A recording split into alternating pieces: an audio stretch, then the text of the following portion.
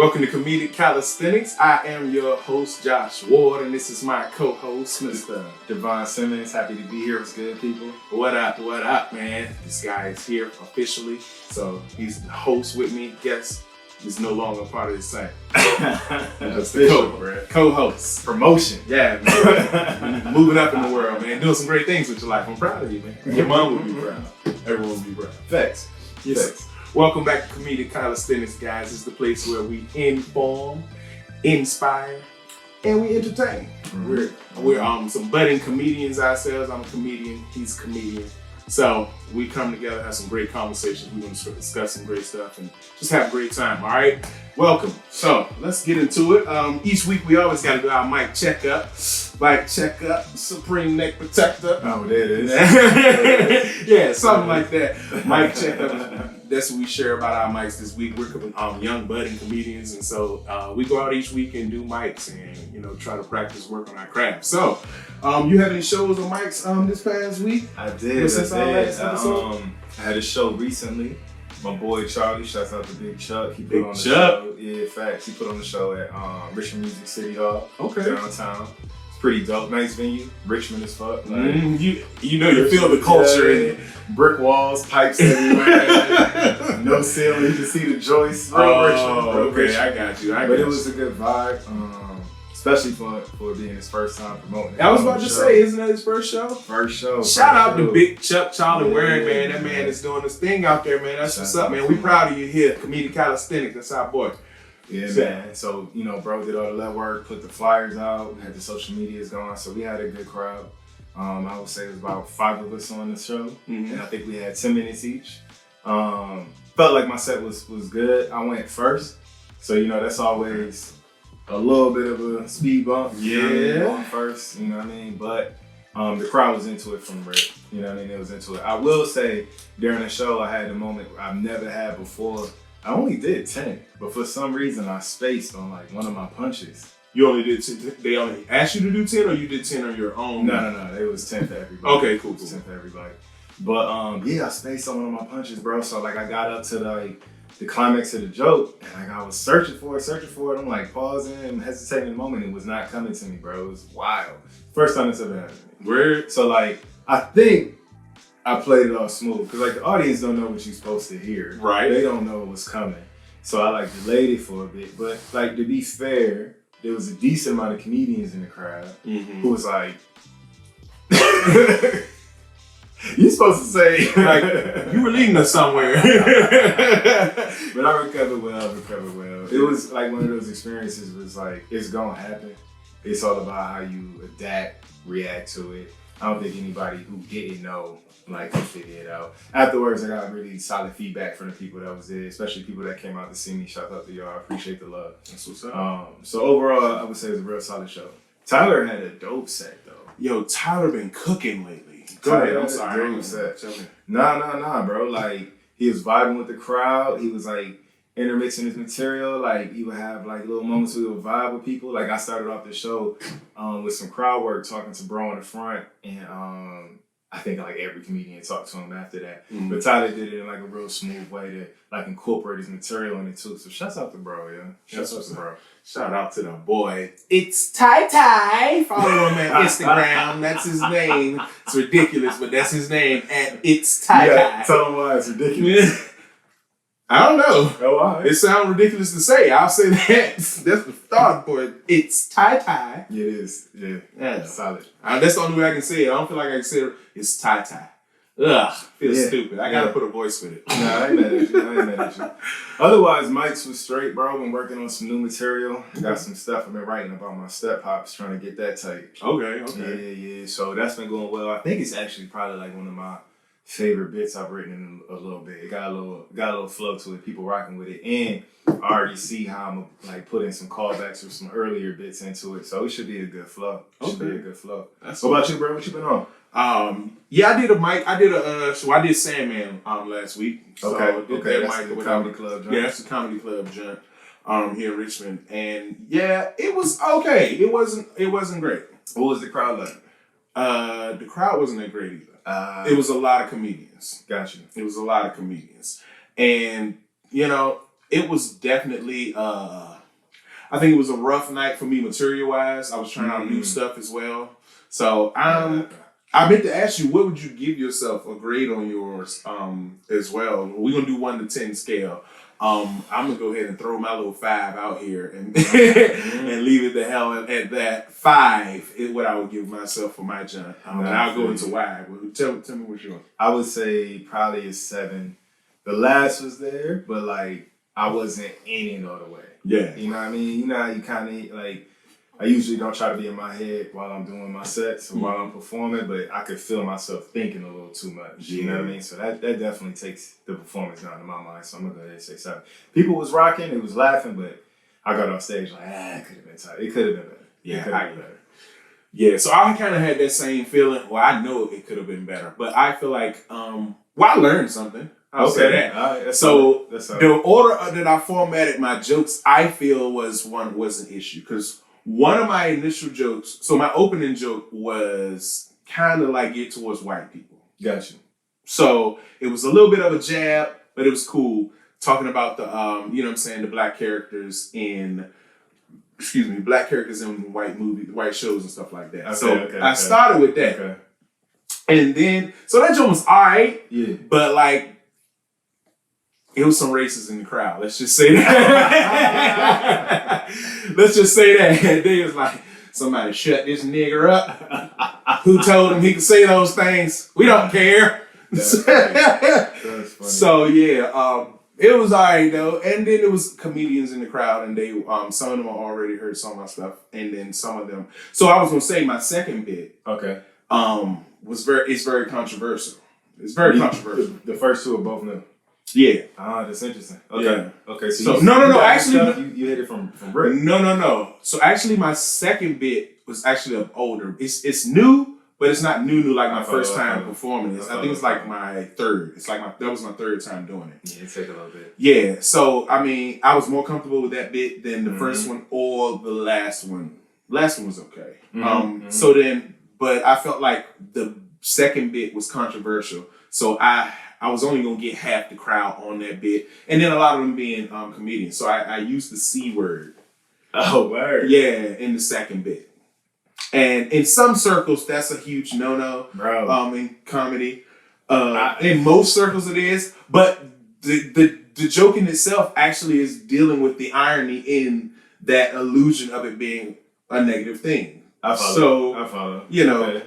Okay. I without giving too much of the joke away. Do you say it often while you trying to do the joke? I think I said it too much. Yeah. I leaned in. Yeah. I leaned into it. You might have to sprinkle that. Yeah, I already worked on like how we reformat it, and I'm only going to use it at a certain point now. So I got 2 points where I'm going to use it. I do an impersonation in there, and so I'm going to use it during the impersonation when I'm playing character. Okay. That way it's more palatable because I'm basically quoting or being a character that already existed and you can remove yourself. I can remove it from myself. Yeah. So I wanted to say it at the beginning.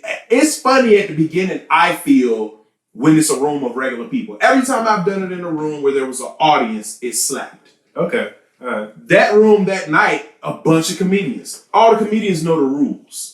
You know what I mean? The audience member don't know the rules because comedians go to places and they tell you can't say certain words. You can't say certain things.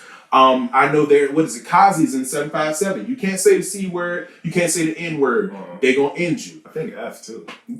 F? I think. I might be wrong. Yeah, but there are places that you can't say certain things. So I'm young and definitely not aware of all these rules.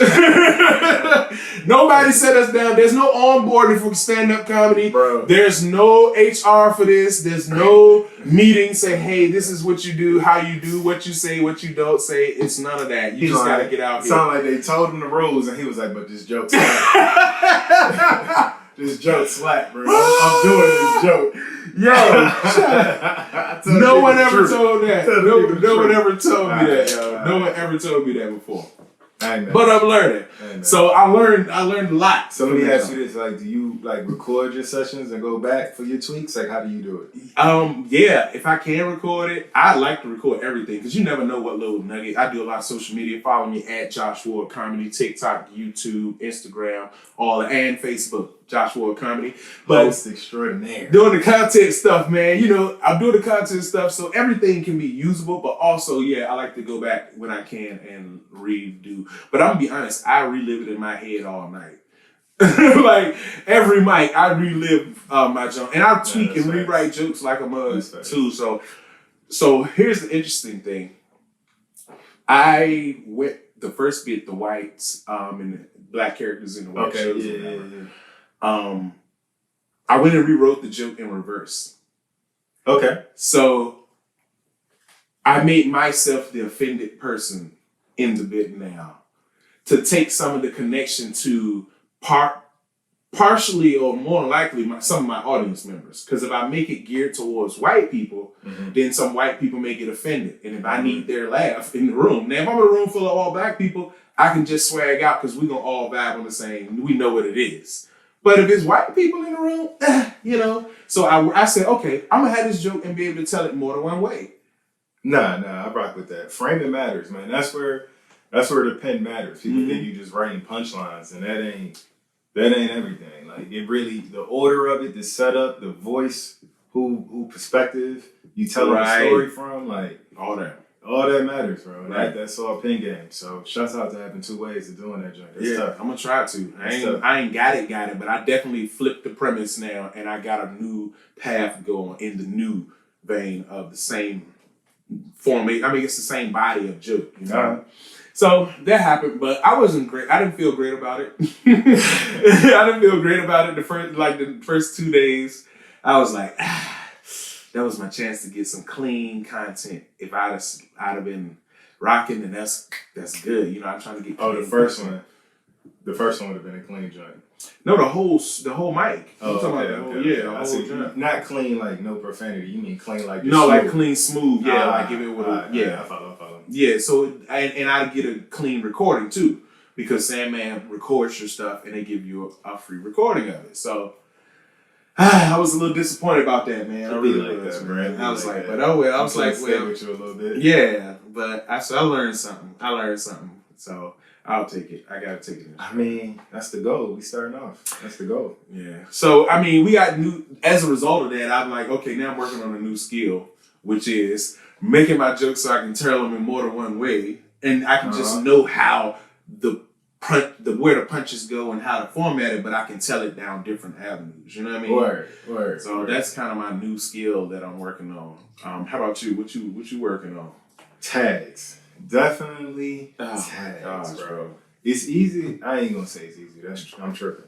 But like when you write your joke, when you got the punch, like you can walk away from it because you get the laugh from it. But like to keep that laugh going with just a couple words, that's art. So like that's what I've been working on. Like if I have a solid premise and I know I got like 2-3 punches out of that premise, where's the extra laughs coming from?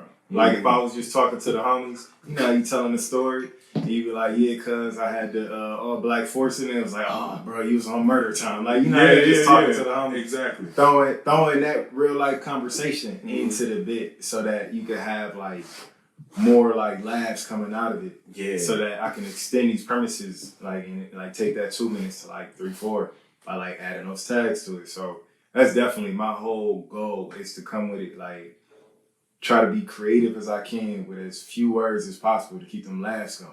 You know what I mean? Yeah. I'm gonna be honest, I suck at tags so bad. Say word. When I like on stage, in regular conversation, you know what I'm saying, just vibing. Word. Yeah.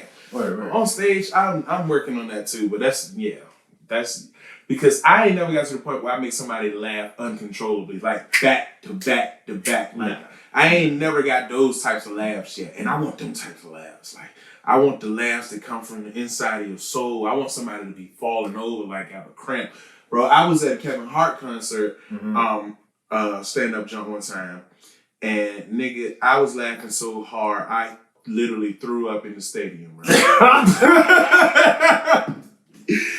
Yo, I'm not, no lie, yo. Yo. Which show? It was the, Let Me Explain, John. I think it was the Let Me Explain tour. But crazy thing, it was on his openers. Spankman was cooking that night. Naeem, Spank, was the other guy, I forgot his name. No slight, bro. I forgot your name. Plastic Cup Boys. Yeah, PCBs, the Plastic Cup Boys. Yo, Spank had me literally laughing so hard, I choked and I spit in the arena floor. So, Spank funny. Spank was funny. Spank funny. I seen bro on Chocolate Sundays a couple of times. He got it. He got juice. He was cooking that night. Bro, that's gonna come from time. Like that trying to get people like, you know, laughing back to back like that, dying laughing like that. I think that's really gonna come from time. Because I know I got bits that's like super solid, but like even when I try to transition to the next bit that's super solid, it still don't have that same impact because it's too many words between jokes. Yeah. You feel me? At least that's what I realized. That's what I feel like for mine too. It's too many words in between slapping them with the laughs. You know what I mean? I gotta make it lean. Gotta make it lean. Yeah, we're gonna get there, man. I know one thing. New thing I'm working on. So one of the things I love, I don't know if this even comedically palatable, but I'm gonna try it because I love it. One of the things I love is battle rap. Yeah. And so I was writing one night, middle of the night, and I was zooted, and it just came on me. What? My gun so big bars? No. You so stupid. No. So you know, like how a battle rapper would take a metaphor or take a thing and flip it so many times, or reuse the same line, or give different examples of the same thing. Yeah. I'm trying to apply that to a bit, yo. And like basically metaphorically tell a joke that's deep to the thought process and funny. You know what I'm saying? Yeah. I got one, bro. It came to me. I had a like epiphany. It was late night, bro, and it just came to me. I was like, I don't know. I couldn't stop writing. Have you done it on stage? No. Oh, this gonna be fire. I'm gonna be scared. When you gonna do it? I don't know. I'm scared, bro. man. I gotta be there. Bro. I gotta get it right before I do it, because if it ain't right, then it ain't gonna slap. What you mean? Oh, it's so a lot of words to that part. It's a lot of words to it. So you gonna practice before? Yeah, I gotta get that, like that, at least that section of the joke. I gotta be able to like spill that junk, and it's gonna be dope as hell. I'll tell you what it is off camera, but y'all can't know yet. But that's my nigga, so I'll let him know. I want to see this. Yeah, but that I was like, yo, if I pull that off, that's about to be crazy, bro. Even if people miss it and catch it later, yo, they gonna be like, no, right? Run it back.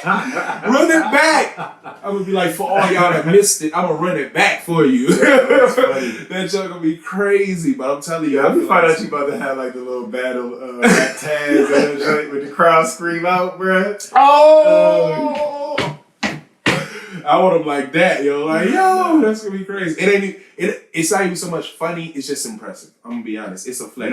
Nah, it really is. Like I said, bro. People don't know the skill they're going. Yeah, it takes a lot, man. So I'm excited that things are opening up for me, because like a hard thing for me, like especially in the months, like all the way to like last month, I just really felt like I cannot get this writing thing open like I want. Like to be able to crack it open and see clearly. Like I have thoughts and feelings about stuff, and to see clearly how I want to direct this to that, how I want to make this fun, how can I insert this into that to make that roll over. But it's starting to happen little by little, so I'm trying to be patient with myself. I keep reminding myself that I'm still young, man. I'm new to this. Yeah, like, you know how I am, man. Oh, well, you learn how. Like I would be good. I mean, like a little bit of pressure never hurt. You know what I mean? Like demanding like greatness out of yourself ain't never a bad thing. You know what I mean? You know, it's just perspective. But no, I like it, bro. I like the idea of even like incorporating something like that into the writing. Like that's pretty dope. But yeah, man, like writing's so like when you sit down, is it just like blank page and you go? No. How you do it? It's always something funny that came to me, or sometimes it'd be one joke or one punch, or you know. So you like taking notes on your phone, like I just this is funny. Right? Exactly. And I usually title it before I even write it. I got hella jokes. It's just like it just be like, you know, raw thong bit, and then I have a line and be like, thongs rubbing in butt cheeks making raw. and then I don't know where I'm gonna go with it, but I remind myself, like, what was I thinking about that day? Oh, yeah. And then I start from there and I build it out little by little by little. So, yeah. Cisco forever in my mind. As soon as you said that joint, bro. Random, bro. Mad random, bro. Oh, my God. Mad random. So, like, I see how people blowing up, growing up, glowing up in the game, man. You one of them that way coming up, man. Everybody, people know Devon's name and the city, man. That boy be out here doing his thing, so I respect that. But I'm trying to figure. So I saw a crazy clip the other day, and I'm just thinking about like how big you can actually get in comedy, because when you get to the point where you are so huge that you can just be socially destructive, and don't care. Like, you could be arrogant or you could be cocky. Like, that's crazy to me, because I don't know. I don't think I would ever be. But I saw a clip the other day about something Chappelle did. Legendary, crazy boss move. So we gonna play this clip for y'all and let y'all peep what Chappelle did. We'll talk about it in a sec. Y'all listen to this, y'all. The way the story goes, came in. Oh man. Factory one. Oh, hold on. My jump is not ready. Took too long. It's all good. We back at it. Yeah. I like it. All right. And Chappelle, supposedly, the story goes, came into the Laugh Factory one night. You could ask him. And Jamie said, "Hey, it's Dane's night." And Chappelle, this is the height of Chappelle's show and everything. He's like, "What the fuck? What does that mean?" He's like, "It's just Dane's night." He's like, "Just do a tight 10." And he's like, "Okay." Now, any other comedian would go do 45 fucking minutes. That's just what most people do. But Chappelle, if this is true, and we already know he's a different animal anyway, he goes up and does a tight 10. But right at the end goes, "You know what? I don't usually do this, but I'm going to go outside and smoke some cigarettes. If y'all want to come out, hang out, take pictures, whatever, I'll be out there." And the whole crowd fucking walked away. And he's like, "There's Dane's night." Yo, the disembodied laughs of the back. I know. Somebody was in the back losing it, bro. That's savage as hell, man. I gotta ask you, if you Dane, what are you doing? What are you doing in that moment, bro? What can you do?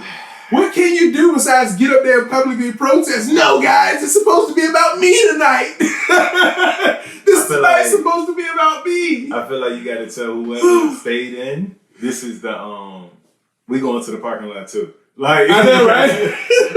I'm just going to join Dave. Bring all the cameras, bring the sound system. You can still put the mic in front of him in the parking lot and let them talk, because nobody wants to hear anything I gotta say at this point. That's hilarious, though. The savagery. That wouldn't even cross my mind. I ain't even gonna lie to you. Yeah. Wouldn't even cross my mind. That's what got me, because, like, that's a double entendre get back at a nigga. Like, that's a different level. Like he said, well, like, another dude has just been straight savage. I'm gonna get up here and do as long as I want. And they're not gonna pull Chappelle. Nah. They're not gonna pull Chappelle off the stage. Nah. So he could have got up there and done, like he said, 30, 45 minutes.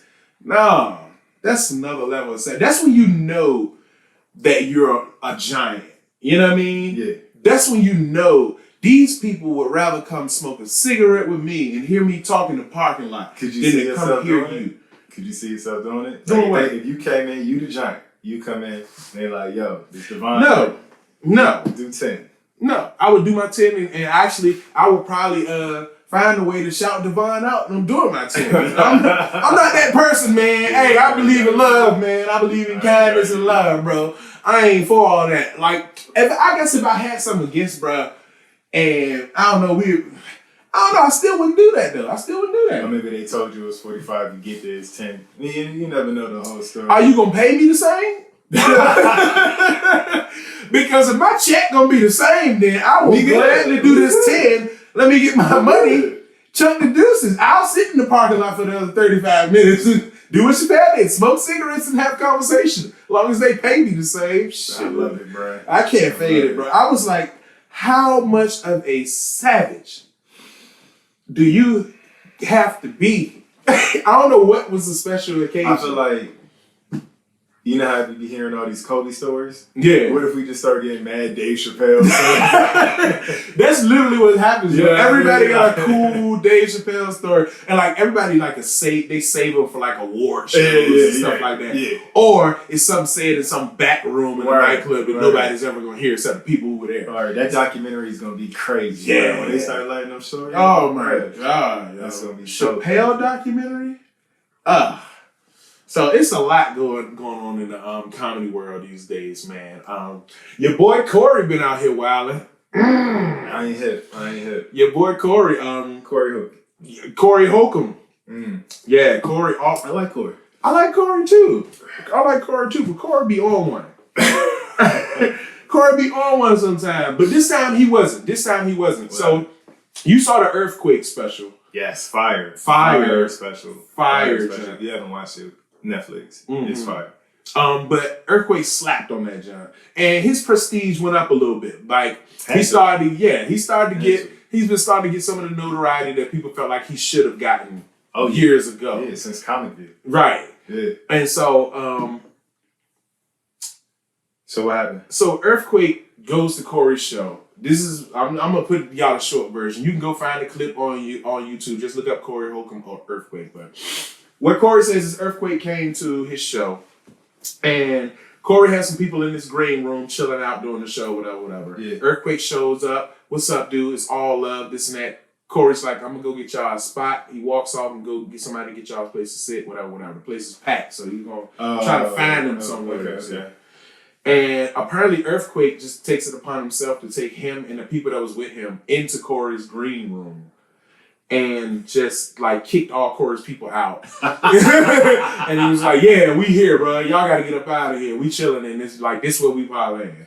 So, and he's not on the show, man. Earthquake is not on this show. Bruh, you lying. Earthquake is not on this show. Supposedly, he had some people doing drugs with him. Sacrilegious. Yeah, all of this, bro. He's not on the show. Man, it's a hierarchy to that thing. Facts, bro. The green room is sacred. But so apparently he felt like he's big enough that whoever these scavengers you got back here can get out. Peasants, you're beneath them. You know. So Corey sees this right before he go on stage. So he has to go up and do his set. And he looking out the corner of his eye, and he's seeing the people that he had with him standing outside of the green room. Can't get in the room with him. Yo. He gets up, does his set, goes off stage, go back there. They try to get, he tells his people like, yo, what's going on? Why y'all out here? They like, earthquake them in there, whatever. They say he was in there doing cut. I don't know. Allegedly, some drug use is going on in the green room. So they try to get in there. They locked the door on them and wouldn't let niggas get in there. Like, it was a whole thing. Hold on, the people in the green room locked the door? Yeah, Earthquake and his people who was in the green room locked the door and locked everybody out. Yo. That's intense, bruh. Oh my God. But they cool though, right? Well, they were. They were. Supposedly they were. Yo, But, that's next level. Yo, I remember, so let me explain the hierarchy of the green room to y'all. So like, if you do a show, normally you got the opener, you have a feature do like 25, you got the headliner, right? Technically, it's the headliner's green room. They kind of set the stage for what's going down in the green room. They might let you enter it, they might not. It kind of is what it is, depending on how cool bro is. 9 times out of 10, they rock. We are comics, so they rock with it. But you know, you don't make no assumptions and just run up in there. Yeah. If you on the show. So to not be on the show. Yeah. I don't know. I guess he had that Dave Chappelle feeling on him. He felt like, you know, I'm a boss, I'm the GOAT, I can do whatever. But I'm loving these savage moments, bro. Yo, I'm learning. People going people, bro. People going people, bro. Oh my gosh. It's gonna happen. We can talk about that for a second because like I've never been a headliner. Let me say that first and foremost. I've never been a headliner before yet. One day. But I've been opener for shows. And there's definitely this air about from the headliner, like, you know, and I understand it to a different level, but like, so I did a show where, no, I'm not going to do that. I went to another show. So I want to hit. Tell me that one later. Yeah, I'll tell you that one later. Tell me that one later. You got some stories. So I went to a show, and so the opener gets up, and the opener has does 10, 15 minutes, maybe 12, not quite 15. And then you had 2 features and a headliner. Okay. And it's a long show. It is. But it wasn't too bad. It wasn't too bad because I think everybody did 15 except the headliner. Headliner did 25. Okay. They cut the feature. I get it. Yeah. Yeah, so both the features did 15, the opener did 12, and the headliner did 20, 25. Gotcha. So it wasn't too bad. But so nobody wanted to hear the opener. None of the features or headliner wanted to hear the opener. What you mean wanted to hear? They don't like they usually in the green room, or they're usually outside the venue. You know, that's the time where they chill, they smoking, they talking to people, they go do whatever. Right. You know what I'm saying, before time or whatever. And, you know, it is what it is. Whatever. Yes. But I realized, for me personally, I think I like to be privy to it. And here's why. Because that opener addressed 3 things in their stand-up that none of them heard him address. And 2 of the other comedians came and tried to do bits on the same thing that the opener had already squeezed dry. And them Jones didn't land. But they wasn't aware, they didn't understand why. But you missed that somebody already did jokes on that. And so you was doing whatever you were doing, whatever. Mm-hmm. I was like, hey, man, they ain't doing that. Come check the man out. No, it's beneath me. I don't like that. And I feel like as a comedian, you set yourself up. Because I said both of them came out and talked about, 2 of them talked about the same thing that the opener had talked about. And then another one talked about a different topic that the opener had talked about. Word. So you had 3 moments of the night that was they had to find their footing through a little bit comedically, because they wasn't aware that the audience's palate had already been exhausted on that topic already. You know what I mean? Right. So I don't know. I just pay attention to every little thing, man. You know, I'll at least listen. I hope they got a speaker. You know, if there's a back room or something. Now, 9 times out of 10, it should be a speaker for that. Or TV for that reason. Yeah. For that reason, you might even have a headliner tell you don't touch certain topics because they about to hit it. Yeah. I've heard that before. It's never happened to me, but I've definitely heard other people say they've gotten I'm coming here. You got anything on that kind of thing. Oh. So I've heard that before. So I think people be mindful of it, but I think people also can get comfortable. You know what I mean? What do you mean? Well, if you feature in a headliner, you might not, maybe you want to vibe with your people. Mm-hmm. You know what I mean? Maybe a little less due diligence on what was actually happening in the show could happen. But for the most part, I be seeing people on it because they want to make sure that what they saying is fresh. Mm-hmm. I know if I had a spot like that, I definitely want to watch the opener though. At least that's how I feel right now, just because I'm such a super fan of comedy. You never know what somebody might go up there fresh as a baby bottom, but funny as hell. Kill it. You know what I mean? You might want to catch that. Facts. If it's funny, it's funny. I don't want to miss them type of moments. And I don't know, maybe because I'm a fan. I'm a super fan. But a lot of people who made it in comedy are. But still, some of them are dicks too. I ain't going to say they're dicks. They're just different. I mean, it's work. I just look at it like it's work. If you at that level, you doing this that regularly. Yeah. I get it if you show up late. Because some comedians don't get to the venue until, 15 before they go on or something like that. And I think that's intentional in some of those cases too. But still, if you just getting there or whatever, all right. But I would try to be there. Fair enough. I hope that doesn't change. Fair enough. It's on us. We the wave. Yeah. Facts. Create my own wave. Yeah, man. So while we waving, let's talk about this because I want to know this answer from you. Okay. So what do you want to see come ultimately out of your comedy career? What's your end game? What's your goal? What's your big that's a good scale, question. Goals? That's a good question. What I want to do ultimately. I was gonna say because we use a lot of time and resources and to go to mics and practice and work on this. We invest, take time out of our life. It is. Take time out of our lives to pour into doing this and being better at it. What do you want to get out of it? That's what I was going to say. Sorry. No. Host extraordinaire. You got to get it out. For me, it's about I want to be able to sustain myself. Sustain yourself? Sustain myself. Sustain your sanity. No. Sustain myself creatively. You know what I mean? If I can make decent money telling jokes, I'm with it. It don't necessarily mean I need to be on stage to do that. I be down to write. I be down to write for like a show. I be down to write for Ghost. Right. Honestly, like none of that bothers me. I actually really enjoy the process, the writing process of comedy, probably slightly more than performing it. Facts. If I'm honest. Facts. You and me both. Don't get me wrong, performing is super high for me. I do enjoy it, but like, ain't nothing like when you talking to your homies or your homie just come off stage and you give them a tag, like, or you tell them, yo, try this over here, try this angle, and they do it and you see it work on stage, that's an amazing feeling. Yeah. So, if I could do either one of those, like, that's the goal. Like, for me, I told you, like, I have a plan. Like, so my goal is in the next 3 years to hopefully transition from what I'm doing now to be able to like do something creatively full time.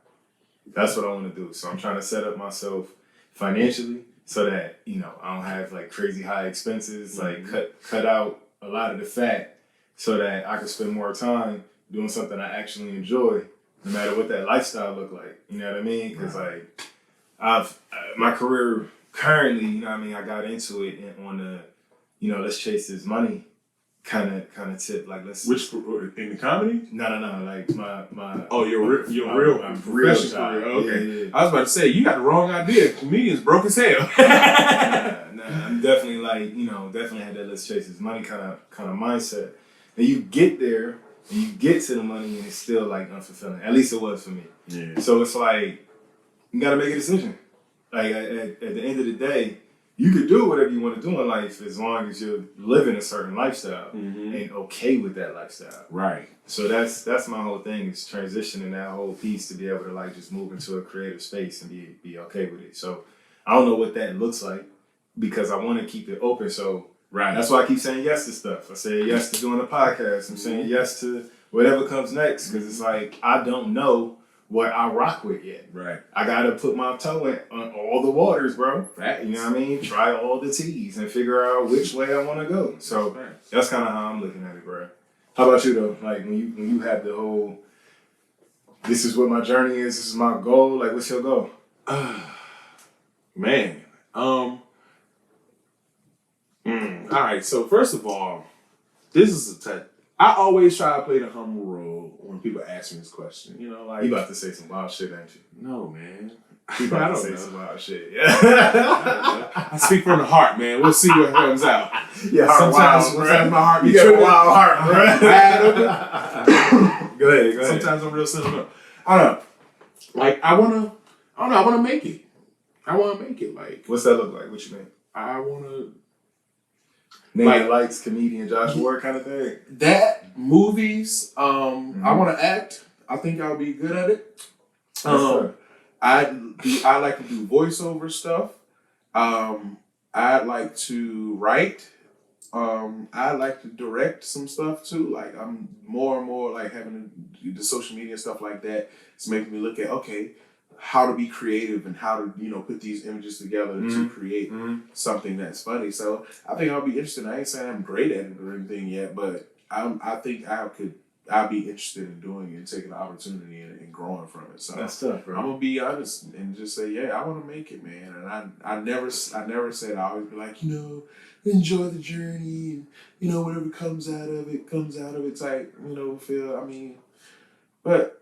Yeah, at the end of the day, I guess I want to be like, I'm about to tear up, bro. Cause if that's how you feel, that's how you feel. I don't usually say it. I'm like, I don't know, but I told myself I'm gonna start saying what I want for real.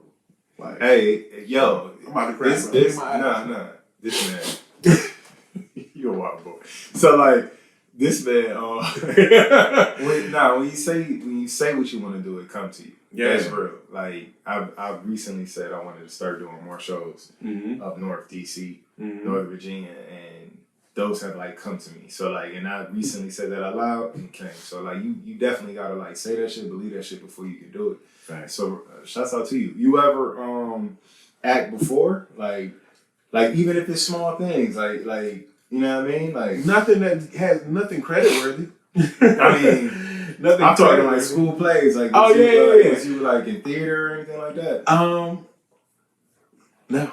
All right, fair enough. No, but ain't no wrong with that. So I'm a part of an organization. I pledge and stuff, right? And so when you go through your process or whatever, there's a lot of times where you got to put on shows, like when you got to be entertaining. This is back in the day, guys. So we're not gonna hold anything to what happens today. Different time, 20 years ago. But yeah, that process you usually have to be entertaining and getting out there and doing skits and jokes and stuff like that. I was good at it. And even like in regular everyday life stuff or whatever, I feel like I have a harness of my emotions in a way that I can use it. I can read. Oh, so you want to act like not just like comedies, like dramas. Like like everything across the board. Yeah, I want to do everything. That's tough, bro. Yeah, that's tough. I do. I want comedy to be the gateway because I always want to have some underlying hilarity, underlying funny stuff. Word. But yeah, like all things. I rock with it, bro. That's tough. All things. That's so tough. Hopefully I get some opportunities from comedy, be able to show some skills, get the road going. Who knows? You can join one of these theater troops out here too. Yeah, but I haven't found one that draws me that's drawing me in that way. I feel you, bro. Yeah. I feel you. Nah, that's tough though. Yeah. That's tough overall. Yeah. That's tough overall. No. Yeah, I would like that. That'd be cool. That'd be dope. That would be ideal, dreams come true type situation. On a lower level, just be able to do it consistently for the rest of my life in some way, shape, form, or fashion. It to be profitable and it to be like pleasurable for my. I don't see myself not doing it. Yeah, that's the thing. I gotta do it. So it's like I hope money or not. Yeah, money or not, I would still do it. So it's like I just hope it's worth it because I'm gonna do it either way. Well, in 2 days is my little comic anniversary, bro. What? My first open mic, bro. Hey, 1 year, 2 years? One. One year? Just one. Wow, that's what's up, man. Well, happy anniversary. Super baby in the game. Yeah, so happy anniversary, I appreciate man. the love. Ahead of time. That's dope, man. That's dope. And that guy been out here. He been out here in this short amount of time and burning it up. I appreciate that. 1 year, man. That man put his stamp on RVA comedy already. So I respect that so much, man. That's dope. My guy. That's dope. I appreciate that. Keep pushing. You know I got you, bro. I'm gonna support you. I'm rooting for you. Same, fam. Rooting for you, bro. Matter of fact, I'm gonna need tickets. I'm gonna need red carpet tickets. Oh. Me and the wife go come You through. got tickets there. You probably gonna be nominated too. All you talking about. Yeah, he already gonna be there. You feel me? We do the speech together. Yeah, right? Whole speeches. Yeah. Bruh. It started out right here. We did. That's so yeah, that'd be dope, man. That'd be dope. So I said I'm gonna give it 10 years straight, and hopefully I'm not saying this one I'm gonna cut off, but like for the next 10 years I'm gonna be heavily involved and see what that gets me. That's I gotta have one goal at a time, and then I'll see how I feel after that. Love the outlook. Gotta have goals. Yeah. No, it's real, Yeah, man. Like you can't just be out here doing it. Yeah, you can. A lot of people just do open mics because they fun, they want to kick it. But like, if you got somewhere you're trying to go, facts. You gotta like lay that stuff out, bro. Yeah, so gotta lay it out. Gotta have a vision, Trying to have a vision. So that's what's up, man. So hopefully we get to the point where we start getting some paying gigs, booking some gigs that's worthwhile. We ain't trying to be open micing forever. Book your boy, Devon Simmons, at In All Doubt on Instagram. Hit his inbox, DM that man, pull him in for a show, let him do something. You know me, Joshua Comedy. On everything, Joshua Comedy. Come find your boy. Inbox me. I'd love to come do a show. I'd love to come do a mic, a set, whatever. Hit us up. I don't know where this might reach. You never know. Well, speaking of shows, I got some stuff coming up. Come run through it. Yeah, absolutely. Go ahead and plug what you got. All right, bet. For October, we got on the 7th, I'm going to be at Wabi Sabi. Wabi Sabi. Petersburg, dope spot. Good time, come out. It's going to be a lot of good comics there. On the 26th, I'm in Fredericksburg at Chimney Top. I think I got like 15, 20 at the end of the, like, you know, people do the mics and then they highlight the features. Yeah. So it's like a mic show kind of thing. Okay. So come out rock with it on the 28th, back in Richmond. That's essentially him headlining, but on a lower scale. He gonna try to be modest about it, You might got it. On the 28th, I'm at Busty. 2 shows that night, 6:30 and 8. That's in Richmond. That's at Busty Saturday. And then on the 30th, I'm in DC for a Halloween show. Don't have the location yet, but as soon as I get it, next time I come back, I'll let the people know what's good. Most definitely. That's what's up. I ain't got nothing going on. Follow me though. I got content pumping out daily, regularly on social media. Follow me on TikTok, follow me on Instagram, YouTube, at Josh Miller Comedy.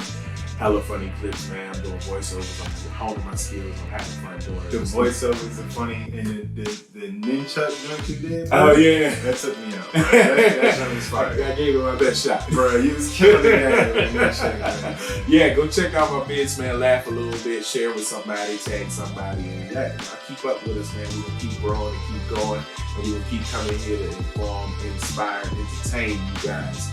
Until next time on Comedic Calisthenics, I am your host, Josh Ward. This your co-host, Ron Simmons. You know what it is, man. Y'all stay funky out there. We catch up soon, all right? Love ya. Peace.